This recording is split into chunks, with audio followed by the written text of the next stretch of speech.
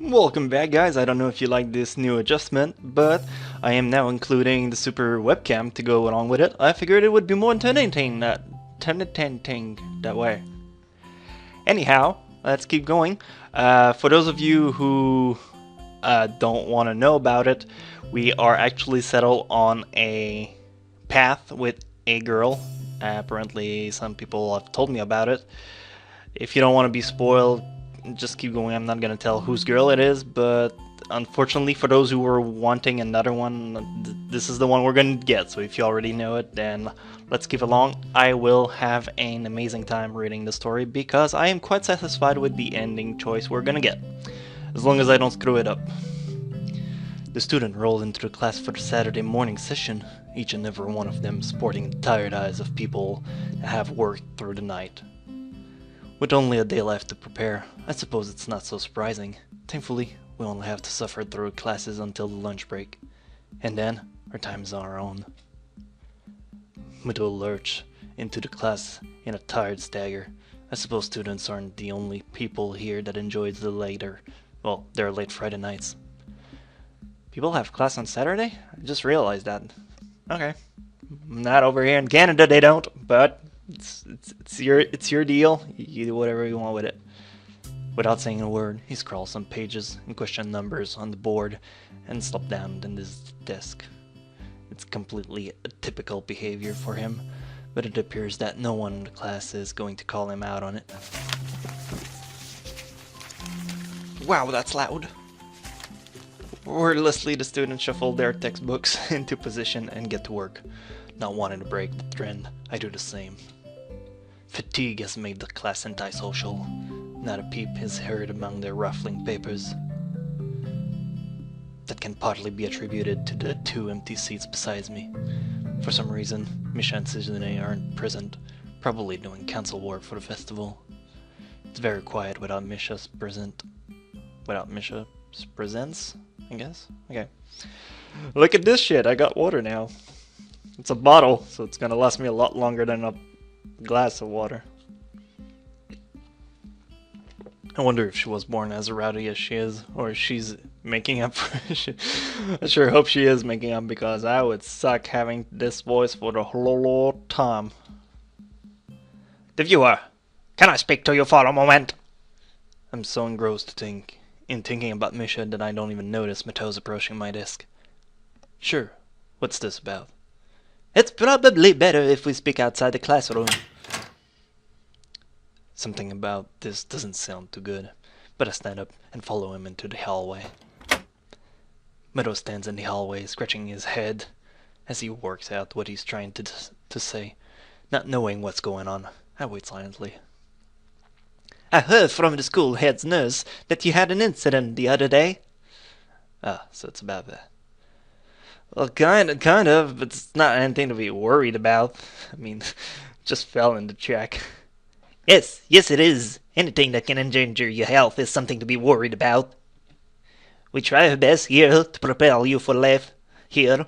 Part of that involves knowing your limits and how to work around them. It would be remiss of me if I didn't speak up about this. Alright, I get it, I'm sorry. Mathau closed his eyes in frustration, and I realized that this probably wasn't the best thing to say. Something tells me you're not sorry. Pretend as much as you want, but this isn't normal school. A lot of people have died here and put a lot of time, effort, and money, sounds like a jail, to make sure that you and every student here can have the same level of education as your peers. For you to abuse that by throwing out advice, especially medical advice, is plain selfish. I'm not quite sure if this is actually how he feels, or if it is some act that he's practiced many times to guilt-trip students into doing the right thing. Either way, it's working. I understand. This is all news to me, and I apologize. I know my limits now, and I'll be sticking to them. Mato appears to lighten up a little, satisfied that his message has been received. So then, on to my next question. How are you finding your studies? I understand you were laid up for a while. We're not too far ahead, are we? I don't really think so. I tried to keep up when I was in the hospital, so it hasn't been too hard. Mato taps his chin and raises an eyebrow as he absorbed this information. Is that so? I suppose there are still students out there that realize the importance of learning. I wouldn't go that far. I was only trying to keep myself occupied a little in life support prison. Well, yeah, you gotta keep up with these things, right? That's exactly it. One wrong move in this world and you're left behind, right? Yeah, right. Wouldn't want that to happen. No, you wouldn't. Every week there is a new scientific discovery. Most of them means nothing to the layperson, but any one of them could be the key to the next big thing. I'll keep that in mind. It's obvious that Mato's serious talk is over, and he's gone back to his standard, slightly scatterbrained approach to life. I think in hindsight, I prefer him this way. He's slightly more predictable in his unpredictability. Let's call it that. Well then, if I think that's all I really had to say, let's go back inside, shall we? My relief at the suggestion is unsurmountable. Sure, you're the boss, right? Mata paused for a moment. I don't think any of my students have ever said that to me before. For an instant I consider replying to this, but something deep within me tells me to shut my mouth and get back into the classroom. Sound effects are so loud in this game. A few of the students jump at the sound. Yeah, me too. Okay. At the sound of the door, rapidly trying to pretend that they are working on the questions on the board. Some don't even bother, their heads slump onto the desk as they nap. Thankfully, it would appear that Mato does not even notice them. He returned to his desk and retrieved a scientific journal from one of the drawers. I guess I got to him there. The class returns to the near silence that Mato and I left in before our chat. Mixed feeling of tiredness and anticipation buzz around the room. Everyone here is either waiting for a chance to rest or the chance to get their last-minute preparation underway. Loud, loud, loud, loud. This is so obnoxious. Oh, sorry. Can't concentrate in reading while this is playing. The music is fine. It's just the goddamn sound effect. Like, yo, are you listening to me? The clock on the wall slowly takes the remaining class time away, until finally the bells cry out, ending in torment. Before you all leave, I expect the answer for those problems by Monday. The class sighs as one instantly regretting slacking off, but still acutely aware of the more pressing issues at hand. The classroom empties in a blink as everyone rushes to their last-minute festival preparation. I stay behind and try to quickly finish the question so I don't have to bother with it over the tests, over the rest of the weekend, with the festival and all tomorrow. Hey, how you doing? Apart from me, Hanako is the only one left, obviously waiting for Lily. It's weird that Lily comes all the way to her classroom to pick her up. I expect that moving around is at least nominally harder for her than it is for Hanako. But it's none of my business, and I naturally don't ask about it from Hanako. Despite the relative proximity of our seat, neither tries to strike up a conversation about that or anything else, so an oppressive silence falls upon the classroom. Time passes in silence. It's probably just 15 minutes or so, but it feels longer. I turn pages of my notebook. Hanako turned pages of the novel she's reading. My pencil lead splintered against the paper just when I was about to finish a paragraph. So wait, you're answering problems and it's writing? So isn't it more of an essay than a math problem? You know what, just blow with it. The sound of my irritated sigh and subsequent fumbling around for a sharpener feel like they're breaking the mood of the classroom. Hanako keeps her eyes firmly away from my direction. Before long, Lily's tall figure appears in the doorway. And now we're doing voices, so that calls for water. Hanako. Her name is all it takes to make Hanako jump from the desk and run to Lily. They talk quietly for a moment, but it isn't long before Lily leaves down the hall and Hanako huddles back to the classroom, taking her seat once again. I watch Hanako out of the corner of my eye, out of sheer curiosity at the idea that the two would be separated. For a couple of minutes, she does nothing but sit with her chin in her hand, staring at the desk objectively. The boredom evidently becomes too much for her, though her slender frame reaching into her bag and pulling out a small book. Come to think of it, that isn't the only I saw her reading. Okay, sorry, the sentence wasn't making sense in my head. That isn't the only I saw her reading. At the library, she must be quite a fast reader to get through them at this rate. After about 10 minutes of fretlessly shuffling in her seat and trying to read, Hanako closes her book and leaves too. As should I, since the assignment is all but finished, and there's nothing else to do in the classroom. Not that I have anything to do anywhere else either. The school is a beehive of activity, but nobody pays me any heed. I saunter past a classroom filled with students frantically doing this and that, buzzing around like little worker bees. Sorry, give me a sec, this is way too loud now. You wouldn't guess this cool day is over. It's a bit quieter outside, not by much. People zip by left and right, hurrying as quickly as they can, busy and energetic. I feel the opposite. The midday sun seems to be draining all the spirit out of my body, making me feel warm all over. Warm, soft air flows inside my shirt, feeling like a cushion. I yawn lazily, thinking about what I do. I'll drop off and look at the dorms first, and then something I haven't decided yet. Maybe kimchi. Oh no, please no! Don't make this happen. On the way to the dorm, I spot him coming my way, running despite not having those weird runner prosthetic on.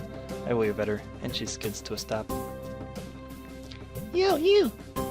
Spatters of white and green paint adorn her nose and chin respectively, but her smile is wide, as it seems it always is.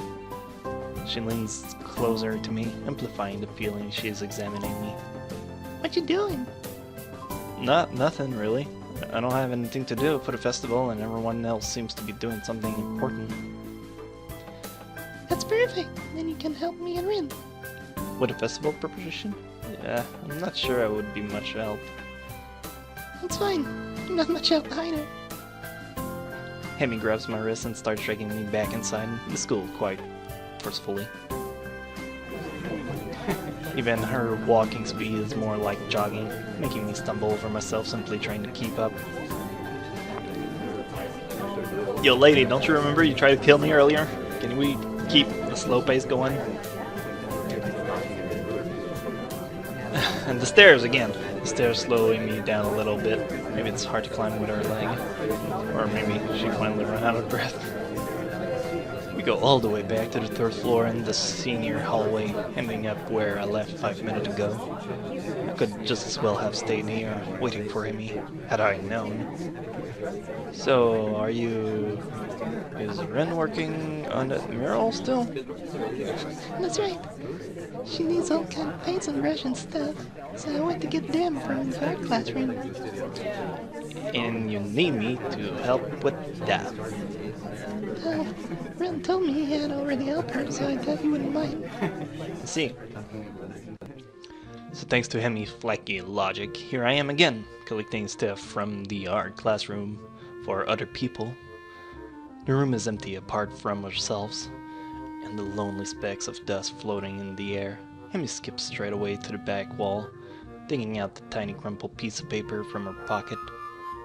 While she tries to make sense of a scrawled handwriting, I take a closer look at the material lying around here.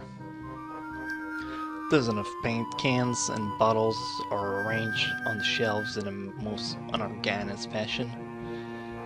Some look like they have been left there for several decades, relics of previous art club generations.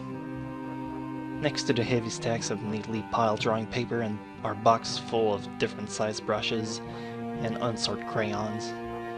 The smell of paint, turpentine, and fresh paper float in the stale air, mixing in my nostril to form that unmistakable scent of art. Hemi studies her note, comparing them to marking on the various paint can, and she passed them to me as she finds the correct matches. She stretches her neck to look on the topmost shelf, but it's not quite enough. Her high level stays below the shelf no matter what she does. Hemi gives up and just looks up the shelf longingly, like a child at the toy store, huffing in annoyance. After a moment of building anger, she starts jumping up and down, apparently trying to speed read the label during a fraction of seconds, can see them and catch what she can. It's no surprise that she fell miserably and almost managed to bring the entire shelf crashing down. Now I see why me lending a hand here would be useful. Come on, let me do that. You can't jump high enough, and I don't want you to hurt yourself trying. Also, I'm like twice your height. You are not. She turns around, flaring scorn, flushed cheeks and all. Just kidding, just kidding. Anyway, I'll look up there, okay? She glares at me once more, but can't come up with a retort. What a grudging. Turns her back at me. So I begin scrounging around the top shelf for paint, while below Emmy crouches to scavenge what she can from the cupboards. I shake my head a little, after double checking to ensure she can't see me do so. Hemi having a complex about her height was a surprise. I wouldn't have joked about it otherwise. She seems hazy. God damn it! Can't speak. Water will solve it.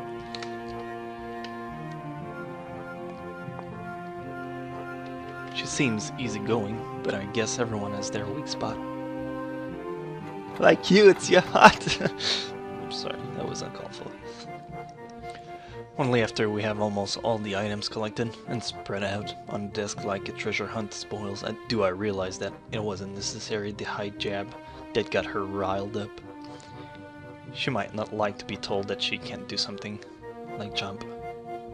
But Hemi herself seems to have forgotten, not fucking, all about it already. Quick to anger, quick to forgive. She's that type of person. At least she doesn't seem to have taken anything to heart, as she chatters away happily while we pick up the rest of the items and then make our way back to Rin. I chivalrously carry the bulk of the material as we make our way towards the dormitories. Dude, why you do this? You're gonna kill yourself at work. Take it easy, just grab a pillow or something. Well, that's the kind of stuff you can carry. Rin's really stressed about getting her paint thing done. It's her own fault though. She should have started earlier. Is she going to make it? No idea. It looks good to me, but Rin, you never know what's going on. I found her this morning, lying in front of the door in a fetal position. She hadn't slept all night. I can't believe that the night nurse isn't home. I didn't find her. And now, she's painting again like crazy.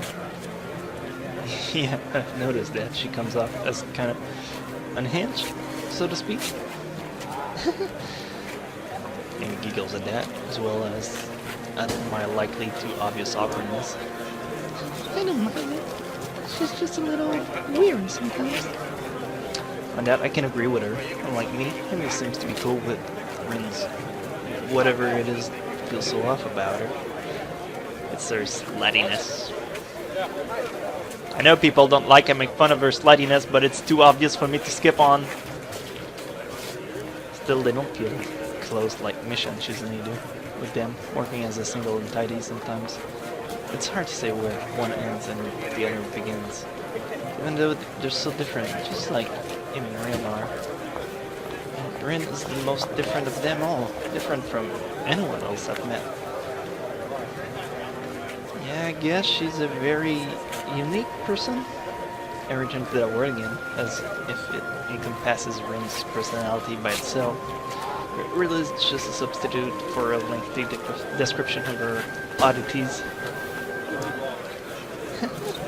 Amy giggles as I grasp about for a properly descriptive word. She's just weird.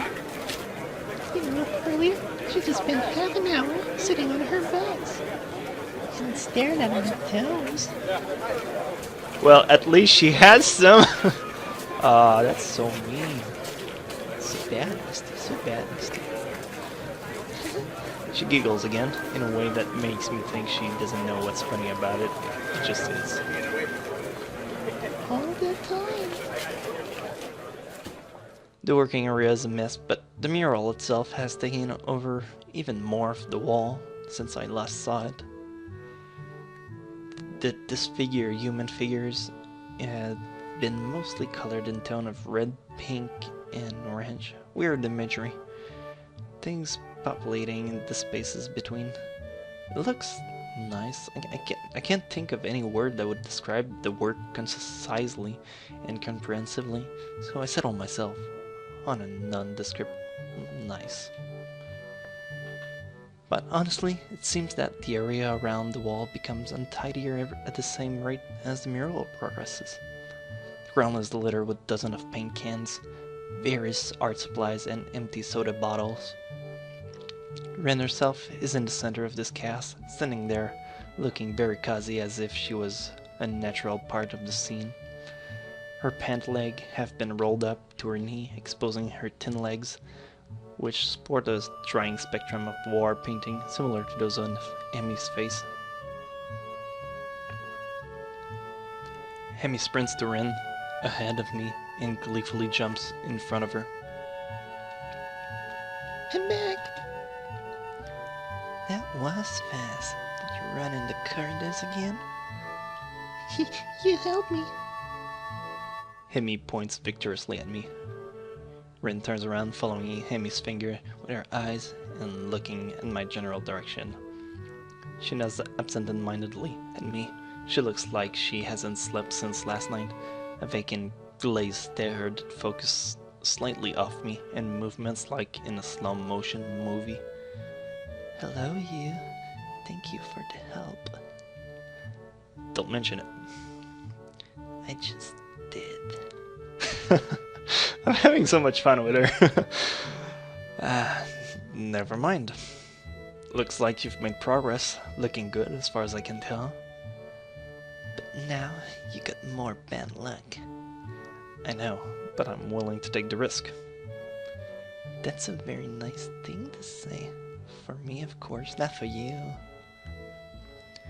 This is why artists are always unlucky. They have to constantly look at their unfinished paintings. So artists can't find romance. Their favorite TV shows are cancelled, or they die young because of unspecified disease. It's a deep and mysterious law of the universe. I'm thinking you're talking about hipsters, but then again, that seems like my descriptions of one. Yeah, let's keep it simple. Unless they're blind. She considered this for a while, looking like she's going to fall asleep. There is a boy at the art club, you see. Blind boy, so he doesn't see. He should become an artist. No bad luck guaranteed. Don't you think that would be a good idea?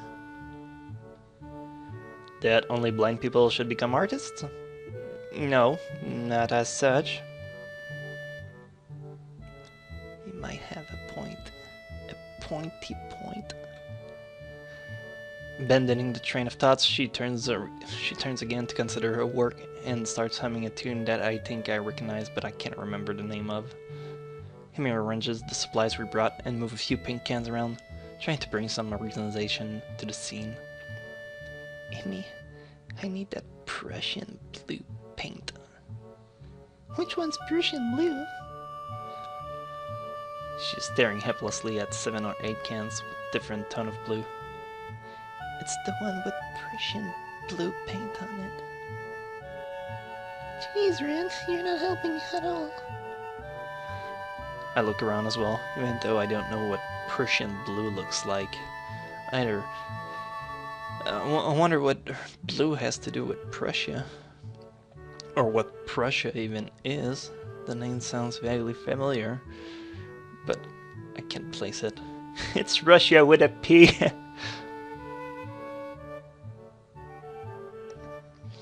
While none of the blues look more Prussian than the others, The small print on the label is legible enough to determine that none say anything about the contents being Prussian. There is no Prussian blue here. We need to go get more then. I opened my mouth to say that actually we're not both needed for such a simple task like finding another pot of Prussian blue, but Emmy's already grabbed my heart and started dragging me off. I waved to Ren, who doesn't seem to have noticed that the two of us are even leaving. And back to water again. Well, she'll notice when she goes for her Prussian blue and finds out it's still not there. Maybe. Probably not, actually. While I'm busy thinking how weird Ren is, Amy's been dragging me back to the art classroom. I feel myself starting to run out of breath. What's the rush? Huh? Amy's giving me an appraising look, as if she's trying to figure something out. It's just that you seem to be in a hurry. I'm not sure I can keep up. Comprehension dawns on her face. You're not out of breath, are you? There's almost an accusing playfulness to her tone. I'm tempted to deny it, but then I realize that I've been breathing heavy since we stopped. Guess it's kind of obvious. A little. Not everybody can be in shape, you know. Takes all. No, sorry, that's him. Takes all kinds, right? Amy frowns. It's not a particularly good frown. Yeah, that is. I should get in shape. Not that I hadn't already decided to try for that. After that flutter on the track, I figured there's a real need to get in some sort of running habit. I was, after all, feeling pretty good until I had my false alarm. Well, actually, I wasn't, but it was fun.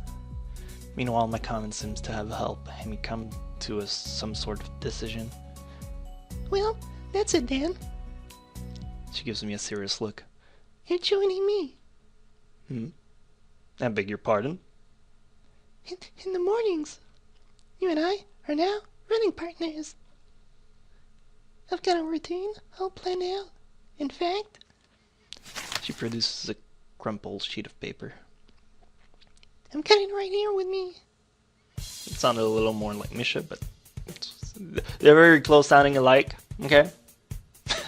My range of voice is very limited, and you shall take whatever I can give you. I take the sheet of papers and give it a once-over. Times, dates, and laps all laid out. A slow increase from just a few laps a day to, my god, does she expect me to have a running marathon?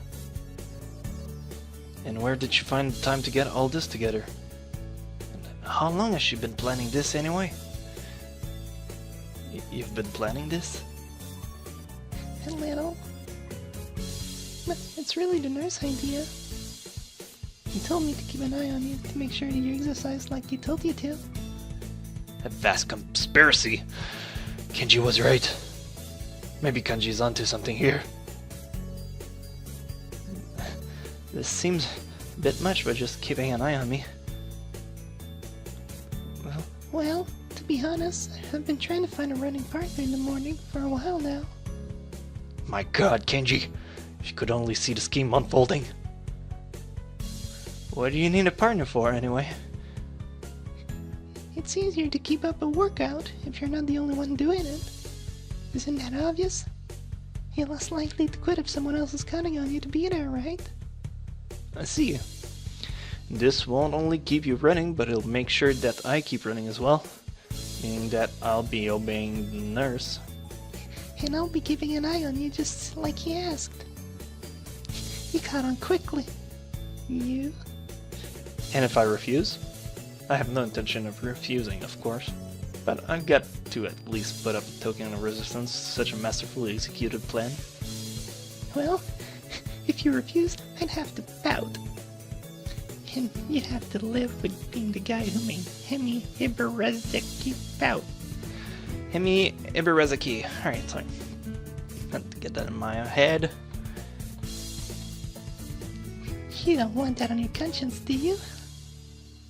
as if to demonstrate big sympathy. You sexy slut!